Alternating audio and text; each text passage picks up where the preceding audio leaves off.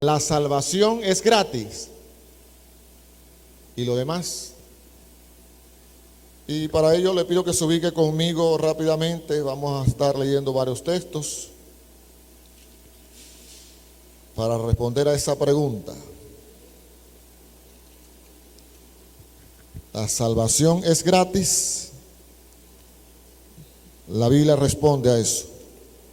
Efesios capítulo número 2, verso 8, dice de la siguiente manera: porque por gracia sois salvos por medio de la fe, y esto no es de vosotros, pues es don de Dios, no por obras, para que nadie se gloríe. De manera que la Biblia responde que sí, la salvación es total y absolutamente gratis. Usted y yo no podemos hacer nada para ser salvos. Y gracias a Dios por su gracia y su bondad, que decidió extenderla sobre nuestras vidas.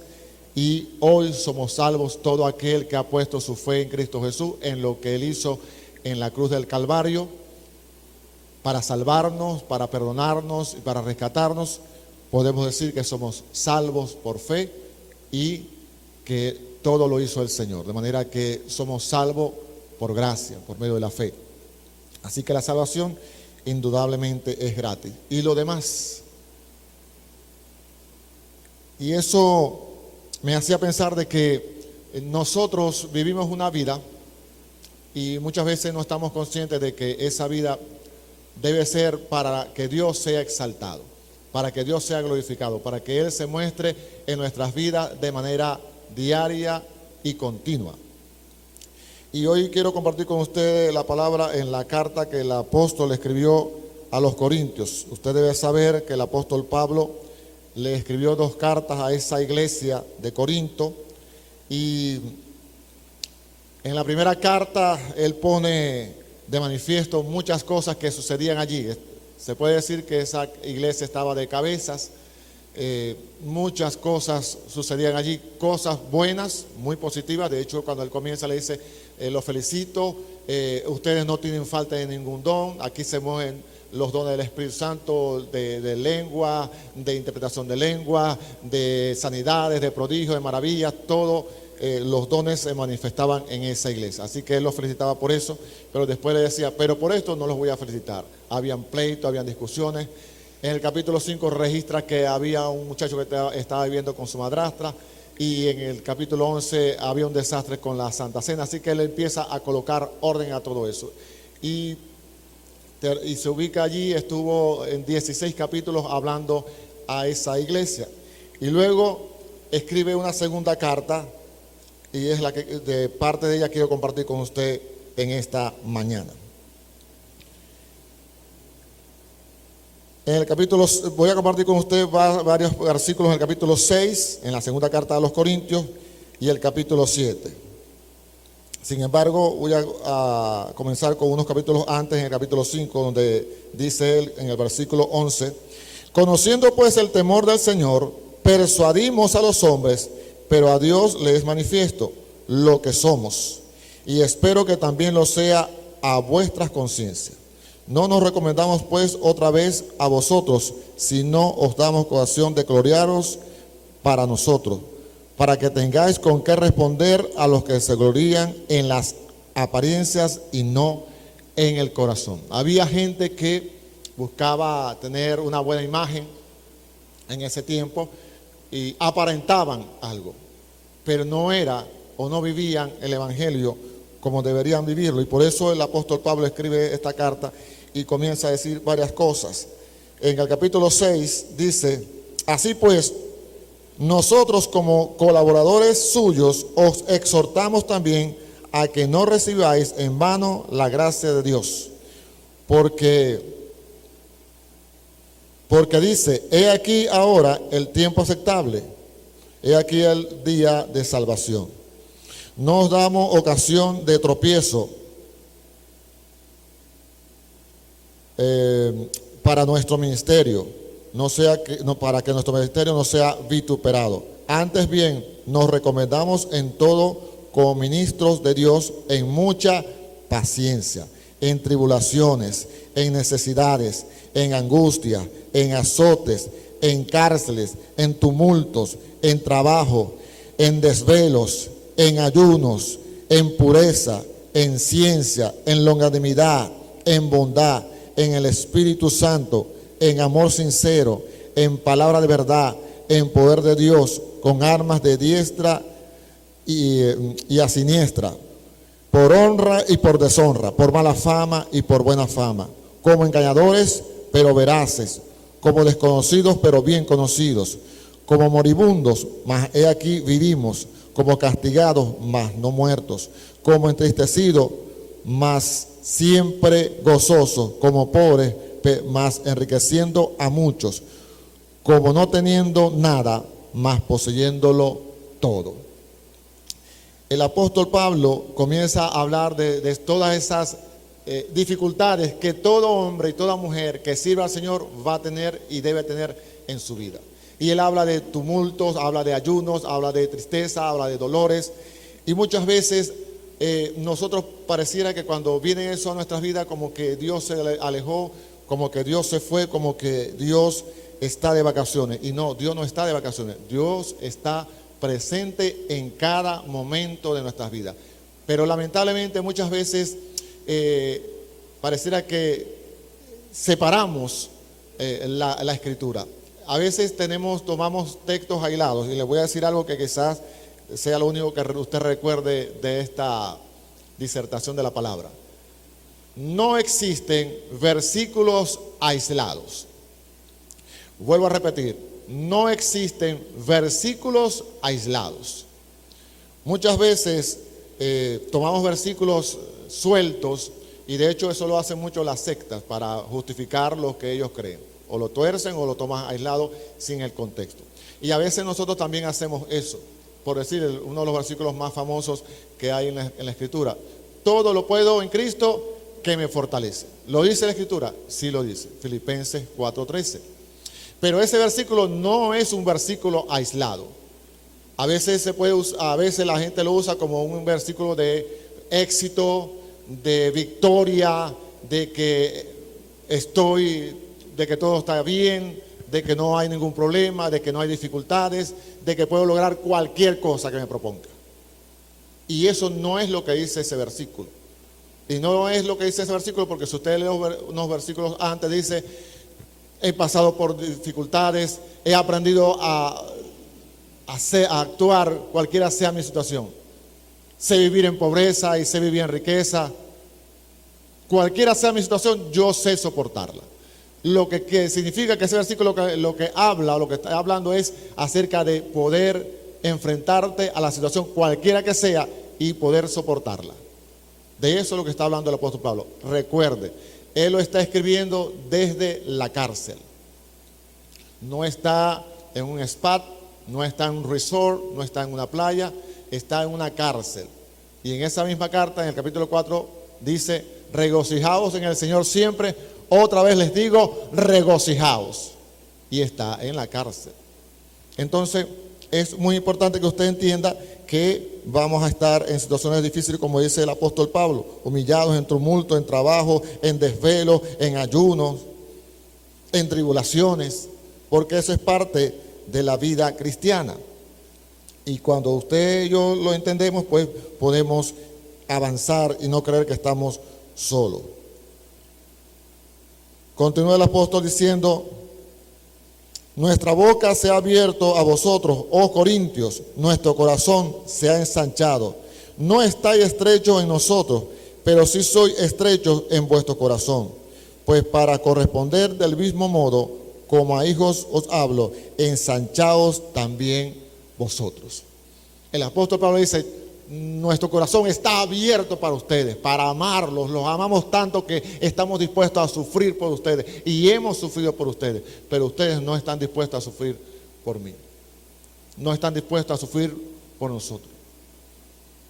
Y ustedes tienen el corazón estrecho, pero amplíenlo, le dice el apóstol Pablo, porque nosotros hemos ampliado nuestro corazón para servirles a ustedes en toda situación y en toda dificultad. Y eso es sumamente importante, porque muchas veces nosotros no, no estamos dispuestos a soportar las cargas de nuestros hermanos. Aquí viene un versículo muy famoso entre nosotros. No os unáis a yugo desigual con los incrédulos, porque ¿qué compañerismo tiene la justicia con la injusticia? ¿Y qué comunión la luz con las tinieblas? ¿Y qué concordia Cristo con Belial? ¿O qué parte el creyente con el incrédulo? ¿Y qué acuerdo hay entre el templo de Dios y los ídolos? Porque vosotros sois el templo de Dios viviente, como Dios dijo: habitaré y andaré entre ellos, y seré su Dios, y ellos serán mi pueblo. Este versículo, no os unáis con yugo desigual, siempre generalmente se le da la asociación con respecto a casarse con, bien sea que una hermana se enamora de un hombre que no es creyente, o un hombre se enamore de una mujer que no es creyente. Entonces le decimos: no, hermano, no te caséis con ella porque ella no es cristiana, cosa que es verdad, porque van a tener muchas dificultades, pero el versículo realmente no habla de eso. Aunque se puede aplicar y es aplicable, no está hablando de eso. Está hablando, va mucho más allá de eso. Muchas veces podemos unirnos a un incrédulo en un negocio, le dice: mira, vamos a hacernos socios, y nos hacemos socios de esa persona, y hacemos el negocio y nos va bien, y de pronto él nos dice: mira, aquí nos ganamos tanto dinero, pero mira, vamos a declarar en el impuesto que ganamos menos. Vamos a colocar en el libro que es menos. Y tú dices: bueno, tú miras la cantidad y dices: bueno, tú puedes decir: oye, está bien. O puedes decirle: no, vamos a escribir lo que ganamos y vamos a declarar lo que sí ganamos. Para que, si tenemos que pagar impuestos, hay que pagar impuestos. Porque usted no se puede unir con yugo desigual, porque va a irse tras la avaricia. Y la avaricia sí es pecado. Y así muchas cosas que le pueden decir a usted en su trabajo, en su lugar de estudio. Usted se une a esa persona y puede venir con malicia, con malos pensamientos, y usted decirle: no, eso no va por ahí no camino yo, porque yo camino conforme a lo que dice aquí. La Biblia me dice que yo ande en verdad, y yo no puedo hacer eso, ni voy a decir eso. Y muchas veces nos dicen eso. Una vez me sucedió a mi trabajo, me dijeron que recibiera un producto el cual no era. En la factura decía un producto y el físico era otro producto. Y me dice mi jefe: mira, recíbelo. Y yo le digo: pero eso no es tal cosa. Sí, pero tienes que recibirlo, pero eso no es eso. Es más, la codificación interna tampoco lo permite. Sí, pero tú tienes que recibirlo.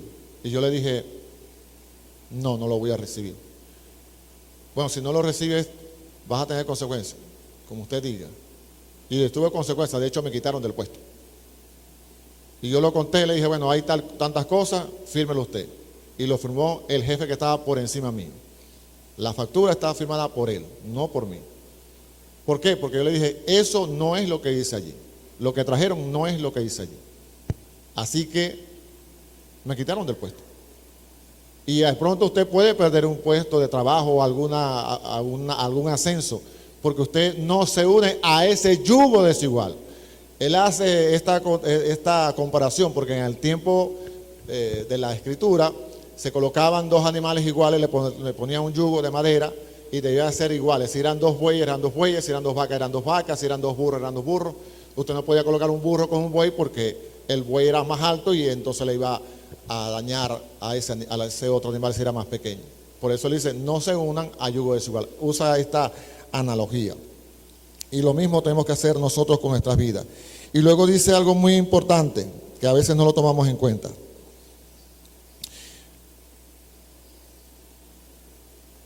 ¿Y qué acuerdo hay entre el templo de Dios y los ídolos? Porque vosotros sois el templo del Dios viviente. Muchos de nosotros no estamos conscientes de esto, o no lo creemos, no lo sé. Este edificio de concreto que tenemos acá no es el templo de Dios. Venimos acá a reunirnos como iglesia, pero no venimos a la iglesia. Venimos a reunirnos como iglesia corporativamente, a adorar, a exaltar, a glorificar a nuestro Dios, pero no es, este edificio no es el templo de Dios. La Biblia dice que nosotros somos el templo del Dios viviente. De manera que cuando usted y yo salimos de acá, el Dios no se queda aquí, se va con nosotros a nuestra casa. Pero muchos de nosotros no lo creemos y por eso vivimos muchas veces nuestras vidas y no estamos conscientes de que somos templo y morada del Espíritu Santo. Este lugar nosotros vamos a pintarlos, cuando vemos así, vamos pintándolo, si hay algo roto vamos a repararlo, se queman las luces, las reparamos, si el aire se daña, se restaura, todo lo demás. Buscamos que esté lo más presentable posible. ¿Por qué? Porque consideramos que este edificio donde reunimos debe estar lo más óptimo posible. ¿Y cómo queda nuestro cuerpo? Porque el verdadero templo de Dios es este. Si cuidamos este edificio y lo limpiamos y se pasa el lampazo y todo lo demás, cuánto más este que es el verdadero templo de Dios. ¿Cómo no debemos de cuidarlo? En cuanto a comer, lo que comemos, muchas veces comemos cosas que no son buenas para nuestro cuerpo. A veces no descansamos lo suficiente, a veces no hacemos ejercicio y buscamos la excusa de que no tengo tiempo. Esa es la excusa más mentirosa que existe. No tengo tiempo. Tenemos tiempo para usar el celular, tenemos tiempo para hacer otras cosas y decimos no hay tiempo para ejercitarnos. Sí lo hay, simplemente que usted no se organiza para hacerlo. Igualmente, no, es que esa comida me gusta mucho, sí, pero si te causa daño, no deberías comerla. Y así otras cosas. No cuidamos este templo. Y muchas veces no cuidamos este templo porque no nos acercamos a esta escritura de manera completa. Este es el alimento para nuestro espíritu, para el templo de Dios. Y muchas veces no nos pasamos suficiente tiempo comiendo de esta palabra. No pasamos lo suficiente tiempo orando al Señor para saber cuál es su voluntad. Y muchas veces ni siquiera venimos para acá, porque no hace mucha falta tampoco. No cuidamos el templo del Señor como deberíamos hacerlo, porque, como le digo, muchas veces no estamos conscientes o no creemos que realmente somos el templo del Señor. A veces pensamos que este es el templo. No. Este es un edificio donde la iglesia de Cristo se reúne. Y quiero aclarar que yo anhelo, y como les he dicho muchas veces, les he dicho y se lo voy a seguir diciendo, que yo anhelo que un día lunes todos los que están acá sentados estén acá orando al Señor. Ese es mi anhelo y mi sueño. Sé que que quizás de pronto mañana no se ocurra, no va a ocurrir. De pronto mañana habrán 2 o 3 aquí y los demás estarán en su casa haciendo lo que usted tiene que hacer. No lo estoy juzgando por eso, simplemente le estoy diciendo. Pero el punto es que hoy en día nosotros estamos llamados a esforzarnos más. Es el tiempo que nos tocó. A los primeros discípulos les tocó leones, tigres, espadas, fuego, cárceles, latigazos y muchas veces les tocó la muerte. Ese fue el tiempo de ellos. Los persiguieron, los mataban, los encarcelaban, los golpeaban, los lanzaban a los leones, los lanzaban a los tigres. Eso fue lo que a ellos les tocó vivir en su época. A nosotros, gracias a Dios, no nos lanzan a los leones, no nos lanzan a los tigres, no nos queman, no nos cortan la cabeza, ni tampoco nos meten en cárceles de esas hediondas que nos metían a Pablo y a Pedro y a todos esos hombres. Gracias a Dios por eso. Pero tenemos otros enemigos, tenemos otros ataques, tenemos otras dificultades que nos enfrentamos a ellas todos los días. Todos los días tenemos que combatir contra esas dificultades. Y el apóstol Pablo lo dice acá: ustedes son templo del Espíritu Santo. Y dice algo bien interesante. Dice: habitaré y andaré entre ellos y seré su Dios y ellos serán mi pueblo. Dios está caminando, moviéndose acá en este lugar. Y se está moviendo en nuestra casa y se está moviendo allá en la calle donde estamos. En el lugar de trabajo, ahí Dios se está moviendo porque somos templo y morada del Espíritu Santo. Y eso es muy importante entenderlo. Que estemos conscientes de que Dios habita en nosotros, como dijo el Señor Jesús. Me iré y les enviaré el otro Consolador y vendremos y haremos morada en ustedes. Y eso se cumplió allá en Pentecostés. Cuando descendió el Espíritu Santo, comenzó a habitar en cada uno de nosotros, pero muchos de nosotros no estamos conscientes de eso.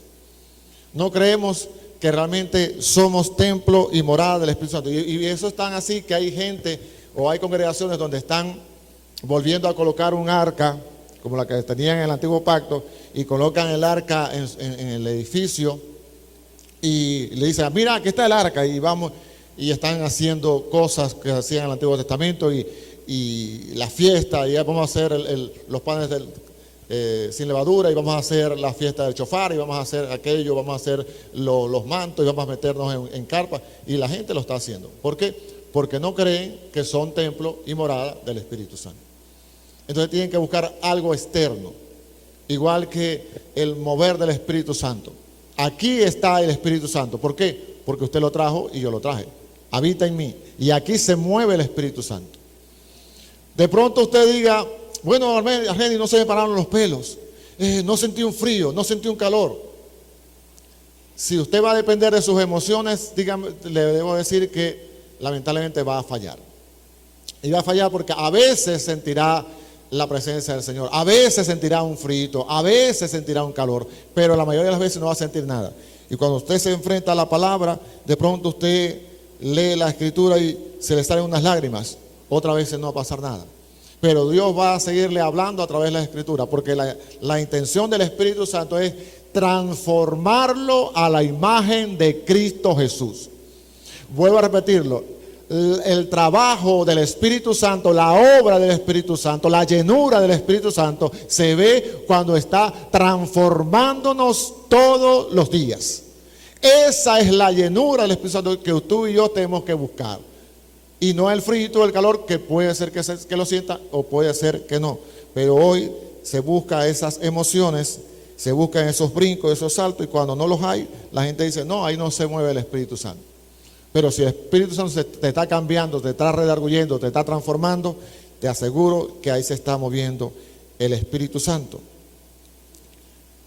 Alguien me contaba y me decía, sí, yo sé que he fallado, yo sé que me equivoqué y tomé malas decisiones, y a partir de ahora estoy volviendo a orar, estoy volviendo a leer la Escritura y pronto me voy a volver a congregar. Allí está obrando en el Espíritu Santo en esa persona. La está convenciendo. No me dijo, mira, sentí un frío y sentí un calor y sentí una emoción y me puse a temblar. No me dijo nada de eso. Lo que me dijo fue que está convencida de que cometió errores y que necesita volver al Señor. Ahí está obrando el Espíritu Santo. Hay una llenura del Espíritu Santo. Y eso es lo que el apóstol le decía a los hermanos. Y luego en el capítulo 7 le dice, así que, amados, puesto que tenemos tales promesas, limpiémonos de toda contaminación de carne y de espíritu, perfeccionando la santidad en el temor de Dios. De eso se habla muy poco hoy, santidad. Y santidad, debo decirle que no es que usted no peque, porque la Escritura es clara. No hay hombre que viva y no peque. Y el apóstol Juan nos escribió por allá, hijitos, les escribo esto para que no pequéis. Pero si alguno ha pecado, abogado tenemos, a Jesucristo el justo. Y si decimos que no tenemos pecado, somos unos mentirosos. Así que acá no hay ninguno, ni allá ni aquí hay ninguno que se pueda parar y decir, yo no he pecado. O que pueda decir, no pecaré más. Eso es falso. Pero estamos llamados a vivir en santidad, en el temor del Señor. Perfeccionados, dice la palabra. Limpiémonos. Si usted ve, no dice, el Espíritu Santo te va a limpiar. La salvación es gratis, pero lo demás te va a costar. Si quieres vivir una vida santa, recta e íntegra, te va a costar. ¿Y cuánto? Mucho. Te va a costar y mucho. Vivir en santidad en este tiempo, mucho te va a costar. Le costó al apóstol Pablo, le costó a los primeros discípulos y a ti también te va a costar. ¿Quieres tener una vida, una familia bonita, llena del Espíritu Santo? Te va a costar. ¿Quieres tener un matrimonio que refleja a Cristo? Te va a costar. Tiene un alto costo. ¿Quieres tener un noviazgo que dé gloria y honra al Señor? Te va a costar. La salvación es gratis, pero lo demás te va a costar. Negarse a uno mismo cuesta. Tú lo sabes y yo lo sé. Pero a veces andamos pensando que todo es light, que todo es chévere y que no pasa nada. Sí pasa. El diablo todos los días nos tienta. Anda como león rugiente. Escuche bien. Anda como león rugiente. Buscando a quien devorar. Esa es, digamos, la mala noticia. La buena noticia, que él no es un león. La Biblia dice que el león de la tribu de Judá ha vencido. Y ese se llama Cristo Jesús.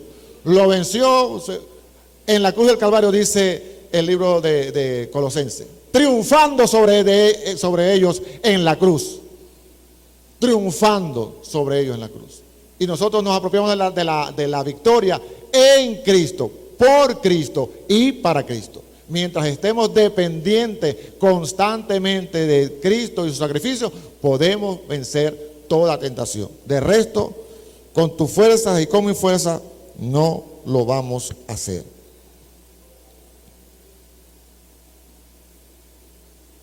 Continúa diciendo el apóstol: admitidnos, a nadie hemos agraviado, a nadie hemos corrompido, a nadie hemos engañado. No lo digo para condenaros, pues ya he dicho antes que está en nuestro corazón para morir y para vivir juntamente. Mucha franqueza tengo con vosotros, mucho me glorío con respecto de vosotros, lleno estoy de consolación, sobreabundo de gozo en todas nuestras tribulaciones. Estoy en tribulaciones, pero me gozo. Me gozo que ustedes estén creciendo. Me gozo que sean transformados. Me gozo que sigan confiando en el Señor. En las tribulaciones, dice el apóstol Pablo, que él se goza. Porque de cierto, cuando venimos a Macedonia, ningún reposo tuvo nuestro cuerpo, sino que en todo fuimos atribulados, de fuera conflictos, de dentro temores.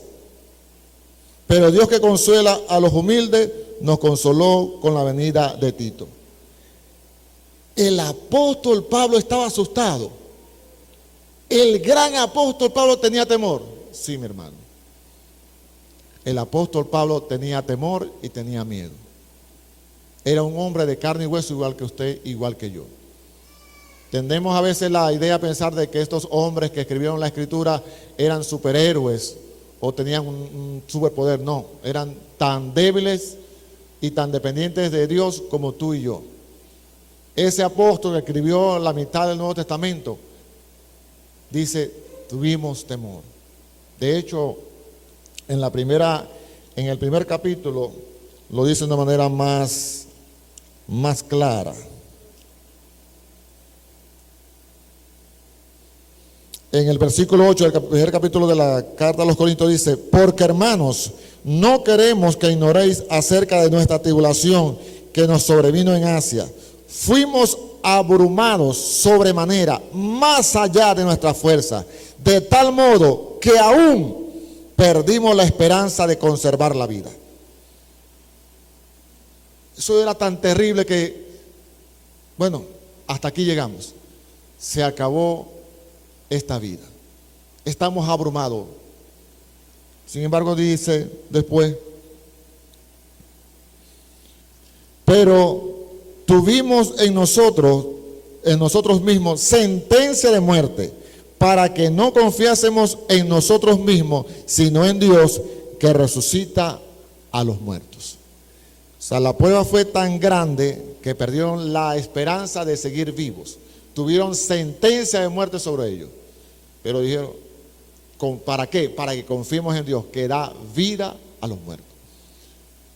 Esa situación de prueba, de dificultad, Dios la permitió para que siguieran confiando en el Señor. Y eso es lo que nosotros también tenemos que hacer: seguir confiando en el Señor, que dice Él que consuela a los corazones. Y no solo con su venida, me refiero a Tito, sino también con la consolación con que él había sido consolado en cuanto a vosotros, haciéndonos saber vuestro gran afecto, vuestro llanto, vuestra solicitud por mí, y de manera que me regocijé aún más. Cuando vimos a Tito nos gozamos, pero cuando nos contó que ustedes lloraban por nosotros, que ustedes estaban orando por nosotros, me gocé todavía más. Y después dice algo bien interesante que él había hecho.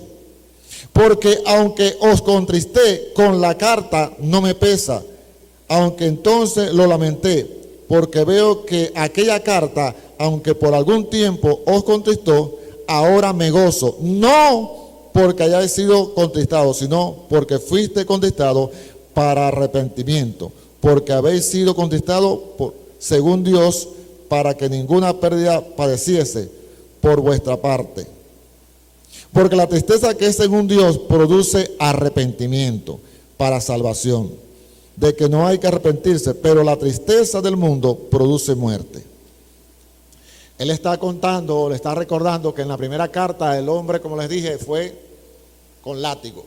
Les dio duro a la gente de Corinto. Tan duro que dice, yo sé que los entristecí de gran manera, pero me gozo. No porque ustedes se pusieron tristes, porque yo lamenté realmente haber enviado esa carta, sino porque ustedes se entristecieron de tal modo que se arrepintieron.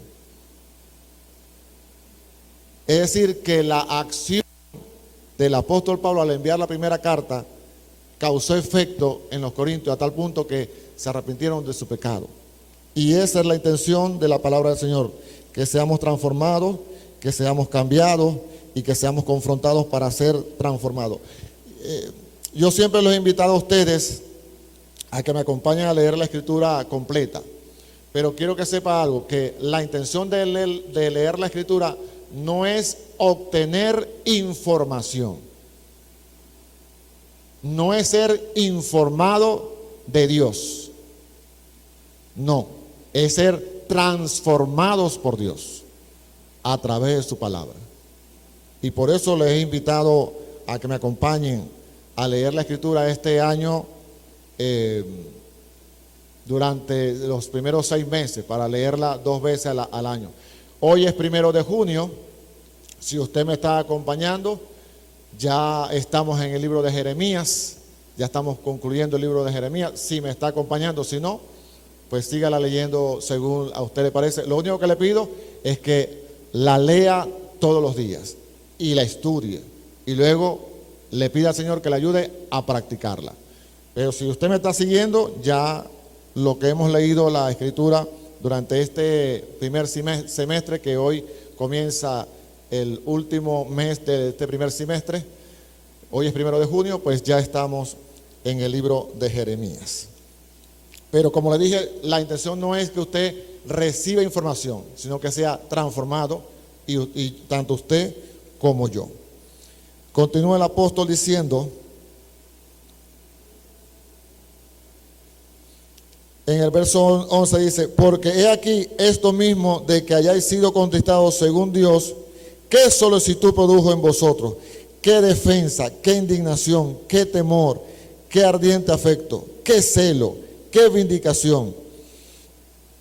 En todo os habéis mostrado limpios en el asunto.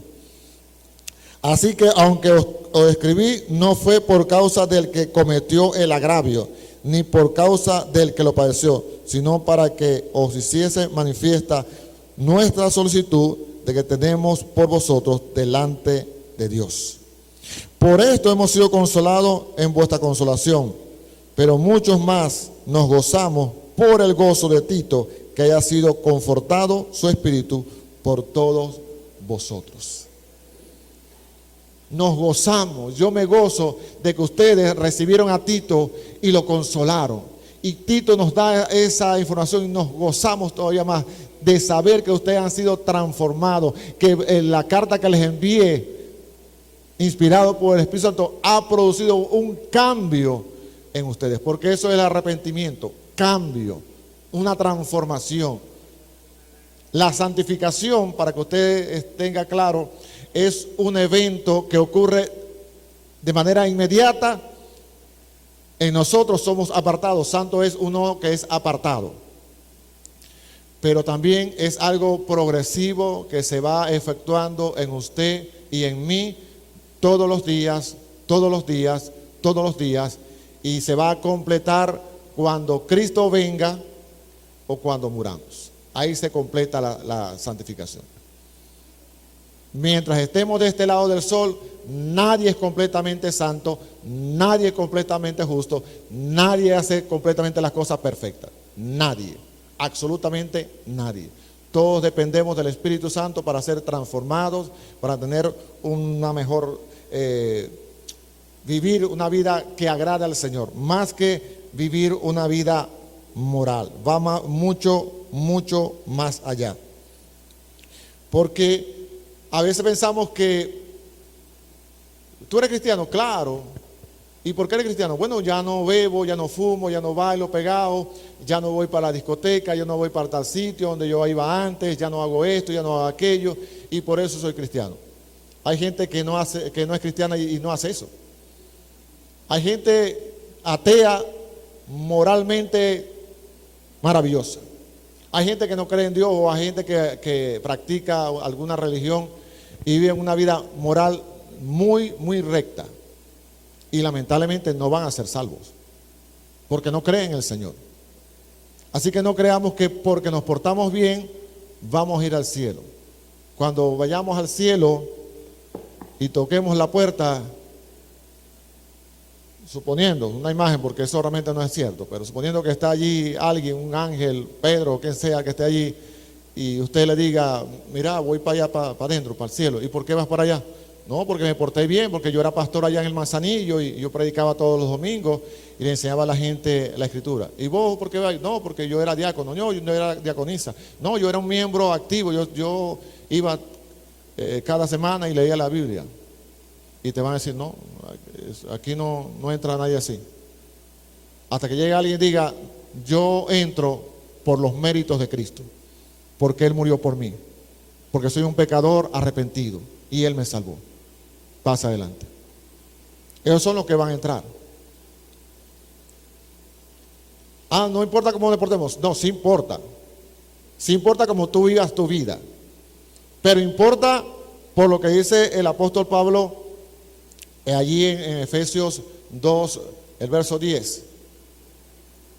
Para que vivamos, para que andemos en buenas obras, las cuales Dios preparó de antemano para que anduviésemos en ellas. Una vez que somos salvos por gracia, por medio de la fe, usted vive una vida que agrada al Señor. Las obras no te salvan. De hecho, hay religiones que hacen muchas más cosas que nosotros y no van a ser salvos, porque no han puesto su fe en Cristo Jesús. Indudablemente, una vez que usted y yo somos transformados, nuestra vida tiene que ser transformada y mostrarse en nuestras vidas cada día. De hecho, por eso predicamos la Escritura a otras personas, para que sean salvas, para que vengan al Señor, para que sirvan al Señor, para que busquen al Señor, para que sean transformados por el Señor. Y tú y yo estamos llamados a llevar el mensaje de salvación a toda criatura, en todo tiempo y en todo lugar, como lo dijo el Señor. Así que nosotros tenemos que vivir una vida que agrade al Señor. Pero como les decía, no tiene que ver cómo usted vive. Usted puede venir para acá, vamos a suponer que usted es un joven o una joven, viene los sábados al servicio de jóvenes, el domingo viene al servicio dominical, el lunes viene al servicio de oración, el martes viene a las clases con Renzo y Antonia si es un muchacho, y a las actividades de mujeres si es una chica, y el jueves está en las clases de Fren. Viene toda la semana en ese plan. Eso no significa, es verdad, no significa que usted es una persona recta, una persona íntegra, es una persona santa, una persona consagrada. Puede que sí, puede que porque usted es una persona recta, íntegra y santa, apartada para el Señor, usted hace todas esas cosas, pero puede que no, nada lo puede asegurar. Yo no puedo asegurarlo, usted tampoco puede asegurarlo, porque el que sabe el corazón, las intenciones del corazón es el Señor. Así que de pronto usted hace eso y realmente eso muestra que usted es una persona muy consagrada y dedicada al Señor. O puede que no, puede que lo haga por apariencia.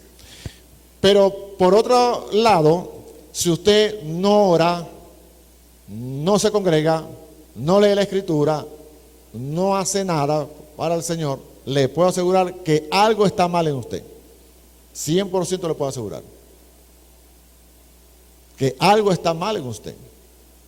Porque si usted no hace nada de esto y usted dice que ha nacido de nuevo, indudablemente no ha nacido de nuevo. Y eso es muy importante. Pero nosotros muchas veces no entendemos que Dios está obrando a través de nosotros. Le comparto la escritura en Gálatas. Dice en Gálatas capítulo 6, verso 7. No os engañéis, Dios no puede ser burlado. Todo lo que el hombre sembrare, eso también segará. Dice el 8. Porque el que siembra para su carne, de la carne segará corrupción. Mas el que siembra para el Espíritu, del Espíritu segará vida eterna. ¿Qué estás sembrando tú? Tú lo sabes que estás sembrando. ¿Qué estoy sembrando yo? Yo sé que estoy sembrando. Pero la Biblia es clara. No te engañes. Dios no puede ser burlado. Continúa diciendo el apóstol allí. No nos cansemos pues de hacer el bien, porque a su tiempo segaremos si no desmayamos.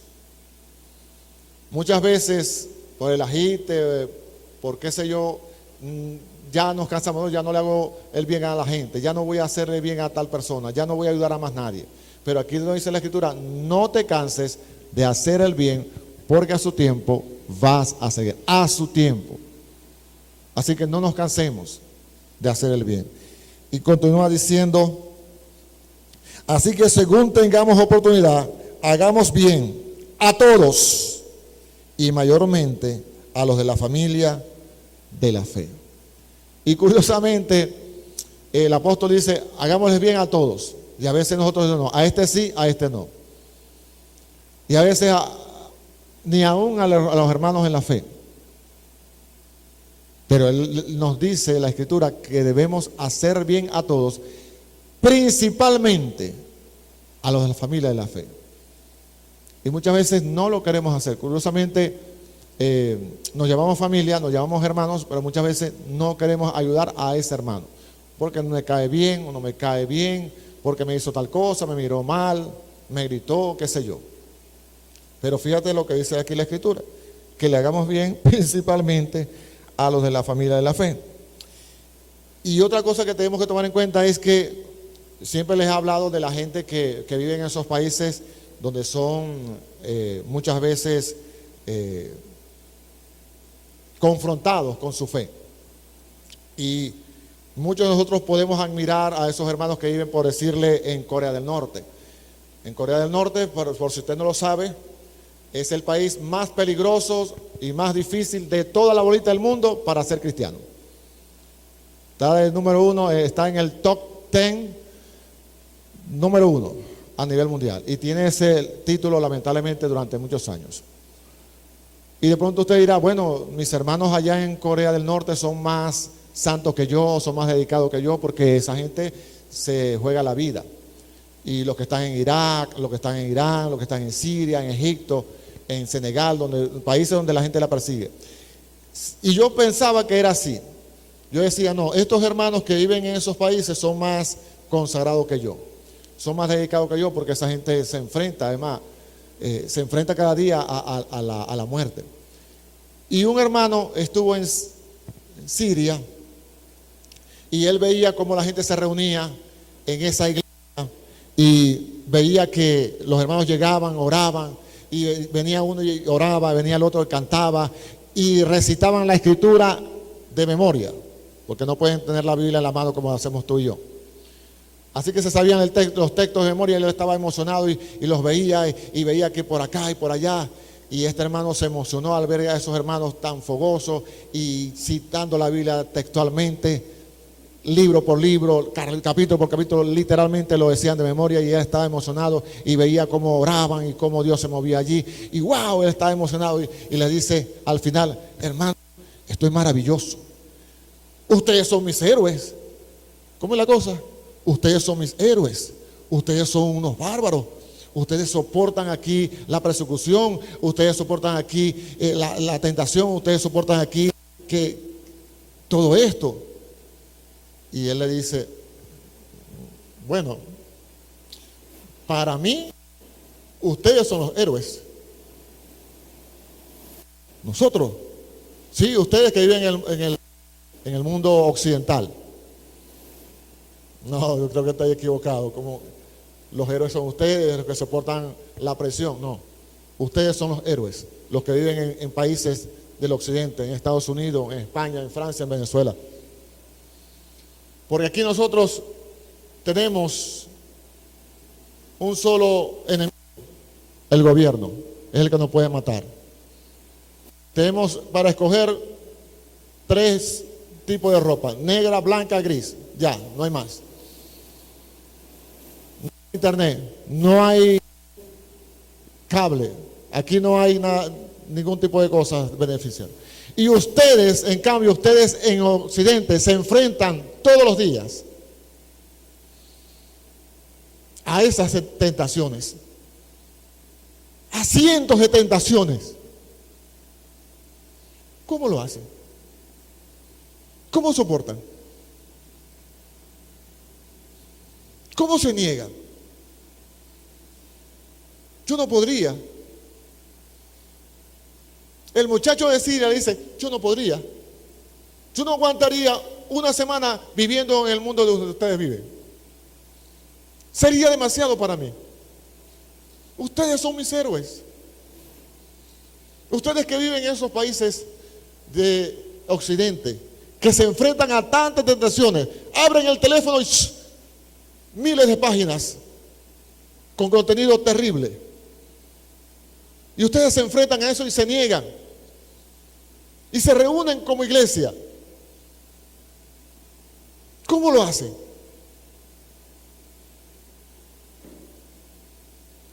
¿Cómo logran soportar tanta tentación? Y eso me hizo pensar que usted no piensa en eso. Usted es un héroe. Gracias, claro, al poder del Espíritu Santo. Pero hoy podíamos estar paseando, haciendo cualquier cosa, tirados allá en la cama, viendo qué sé yo. Pero ustedes decidieron venir hoy aquí a escuchar la Escritura, a escuchar la palabra del Señor, a adorar al Señor. ¿Por qué? ¿Cómo lo hacen? ¿Se han puesto a pensar en eso? Es el poder del Espíritu Santo que nos ayuda. Dios está con nosotros, mis amados hermanos. Somos llenos del Espíritu Santo. Somos templo del Espíritu Santo. De verdad somos templo del Espíritu Santo. El Espíritu Santo habita en nosotros. Y por eso nos podemos enfrentar todos los días a tantas tentaciones. Y salir vencedores, airosos, para su gloria, por supuesto. No se vaya usted a pensar y ni vaya a creer que usted es bien fuerte. No, es el Señor obrando a través de usted y de mí. Pero tenemos que estar conscientes de que es el Señor. Tenemos que estar conscientes de nuestra vida. ¿Usted se acuerda de aquella historia de aquella mujer que el Señor vino al Señor y lloraba y le limpiaba con los cabellos sus pies? ¿Se acuerda? En Lucas 7. Imagínense las mujeres que están aquí. Usted va al salón de belleza y le arreglan sus cabellos y gasta la cantidad que usted sabe que se gasta en eso. Y usted tiene el cabello allí bien bonito, bien planchado, bien recogido, bien bonito, para exhibirlo. Y viene el Señor. Usted agarraría sus cabellos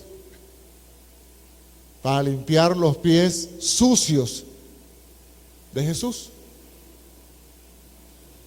Quizás no lo haría, porque usted dice: gasté tantos tanto dinero en arreglarme el cabello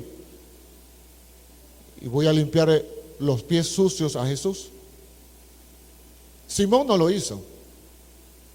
¿Sabe por qué la mujer, que no sabemos cómo se llama, le limpió los pies sucios? Porque estaban sucios. Recuerde que en ese tiempo era tierra que caminaban la gente y tenían Jesús los pies sucios, muy sucios.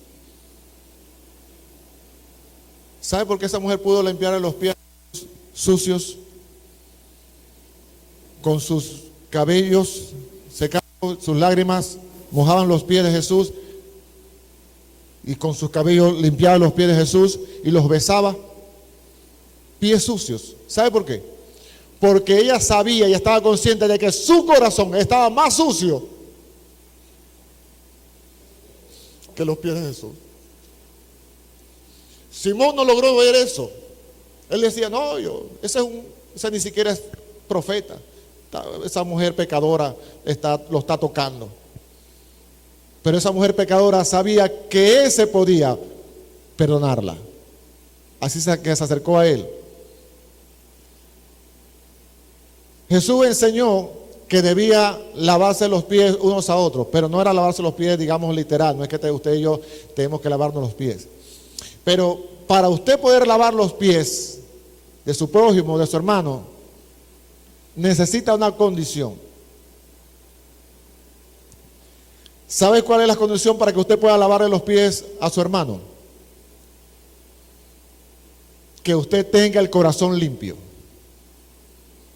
Si usted no tiene el corazón limpio, usted no va a estar dispuesto a lavar los pies de su hermano. Imposible. Limpio de orgullo, limpio de altivez, limpio de vanagloria. Si usted no tiene los pies limpios, el corazón limpio, usted no puede limpiarle los pies a su hermano. Y esa mujer reconoció, mi corazón es más sucio que los pies de Jesús, y por eso pudo limpiarlo. Así que, mis amados, es necesario que entendamos que Dios nos está llamando a vivir una vida que traiga gloria y alabanza a su nombre. Pero la única forma es que usted entienda que necesita todos los días presentarse ante el Señor. Todos los días. Usted se arrepintió hace 1 año, 5 años, 10 años, 15 años, 50 años. Tiene que arrepentirse todos los días. Todos los días tiene que pedirle perdón al Señor. Todos los días, todos los días. Reconocer a ese Dios santo, a ese Señor santo.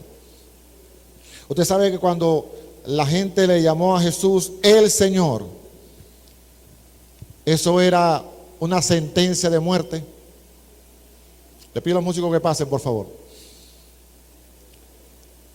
Cuando ellos declaraban Jesús es el Señor, estaban diciendo el emperador, el rey del imperio no es el Señor, no es mi dueño es Jesús.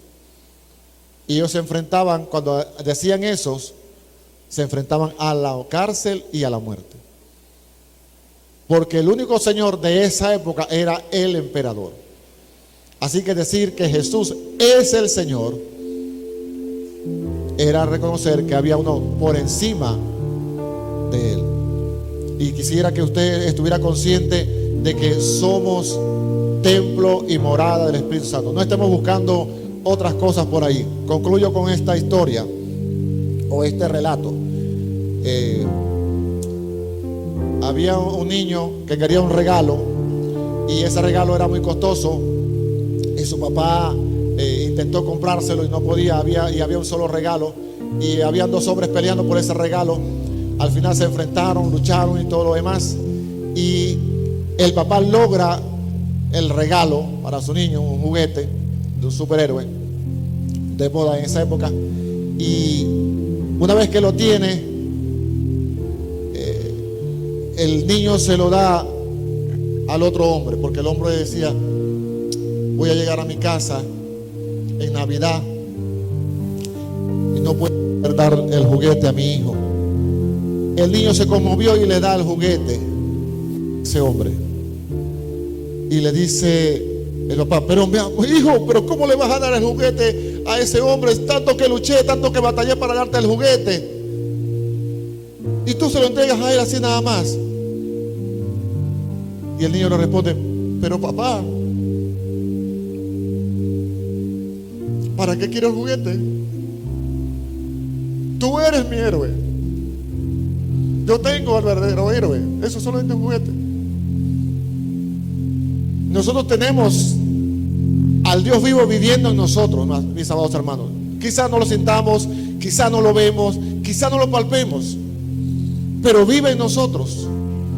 Lo dice la Escritura: al que amáis sin haberlos visto.